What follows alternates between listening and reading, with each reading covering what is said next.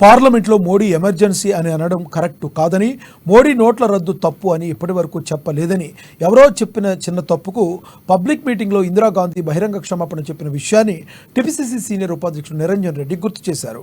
ఇక లోక్సభకు రాహుల్ గాంధీ ప్రతిపక్ష నాయకుడు కావడం శుభ పరిణామమన్నారు. తన పదవి సమర్థవంతంగా నిర్వర్తిస్తానడంలో ఎలాంటి సందేహం లేదన్నారు. మోడీ, బీజేపీ నేతలు రాహుల్ గాంధీని ఎన్ని అవమానాలకు గురి చేసినా ఆయన హుందాగా వ్యవహరించారని నిరంజన్ తెలిపారు. గాంధీ గారు సుముఖంగా లేరనే వార్తలు వస్తే ప్రజల్లో మాత్రం ఒక భావన ఉండే.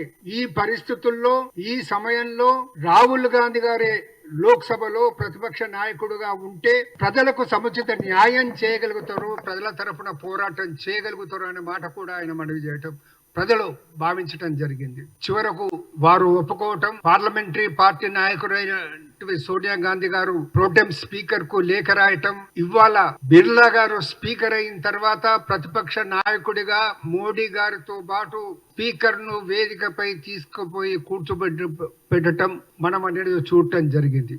ఇది ఒక శుభ పరిణామం. ఈ సందర్భంలో ఆయన మాట్లాడింది కూడా లోక్సభలో స్పీకర్ ను ఆయనను ఉద్దేశించి ఆయనను మనవి చేసుకుంటూ, సభలో అనేది అధికార పక్షమే కాదు ప్రతిపక్షం కూడా ప్రజల అభిప్రాయాన్ని తెలిపే అవకాశం కలగాలని మాట్లాడటం జరిగింది. అది ఆయనలోని విఘ్నతకు అది నిదర్శనం అన్నమాట మనవి చేస్తా ఉన్నాను.